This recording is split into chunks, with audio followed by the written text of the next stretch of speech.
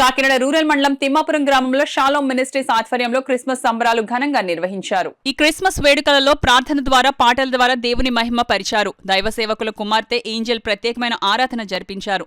PL రాజు Christmas సందేశాన్ని అందించి దేవుని ప్రేమలో ఎదుగుతూ ఆత్మఫలాలతో నింపబడిన దేవుని కొరకు జీవించాలని మంచి వర్తమానాన్ని అందించారు. మన్య గ్రామంలో సువార్త చేయుచున్న దేవుని సేవకులను సన్మానించి వారికి వస్త్రాలను అందించారు.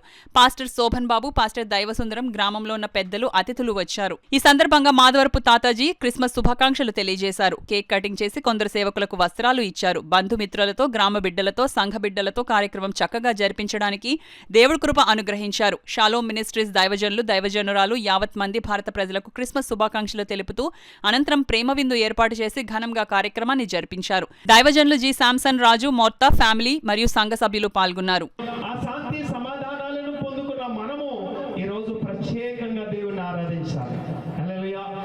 మనము ఎటువైపు చూడకూడదు, లోకం వైపు చూడకూడదు, సమాజం వైపు చూడకూడదు, నీ పరిస్థితుల వైపు చూడకూడదు. ఒకే ఒక్కసారి నిన్ను కలుగు చేస్తున్న ఆ దేవుని వైపు చూడాలి.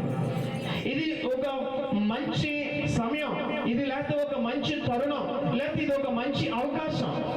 ఈ అవకాశం రేపు వస్తుందా అంటే నేను నిజంగా చెప్తున్నాను, రేపు రాకపోవచ్చేమో. హల్లెలూయా, నిజమే కదా. ఈ రోజు చూసిన వ్యక్తి రేపు కనిపించలేని ఈ దినాలలో నేను నిజంగా చెప్తున్నాను, ఈ సమయాన్ని మనం సద్వినియోగం చేసుకోవాలి. హల్లెలూయా. అందుకే మీ సమయాన్ని ఏం చేయాలి? పోనివ్వకూడదు.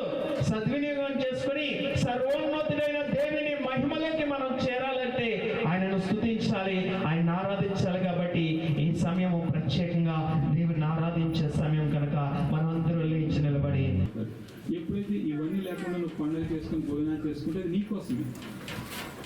ఎన్ని పండుగలు మారిపోతున్నాయి కదా, ఎన్నిసార్లు చెప్పాలి, ఎన్ని సువార్త చెప్పాలి, ఎందుకు వారం వారం చెప్పాలి, మళ్ళీ టీవీలో చెప్పాలి, కూటాల్లో చెప్పాలి. ఎందుకంటే మనం వినము మారం. ఇప్పుడు చెప్పండి, ఈ 9 గుణాలు ఎవరున్నాయో?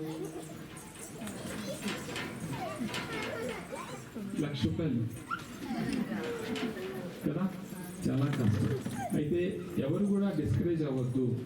వీటిలో మనము కొన్ని లేవు, కొన్ని ఉన్న వాళ్ళు ఉంటాము. లేని వాళ్ళందరూ ఏం చేయాలంటే వాటిని పెంపొందించుకోవాలి, పెంచుకోవడానికి ప్రయత్నము చేయాలి.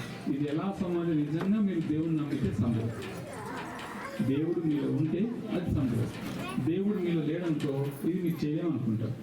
దేవుడు మీ అందరికీ అలాంటి ఆత్మఫలాన్ని ఇవ్వాలని కోరుకుంటూ సెలవు తీసుకుంటారు.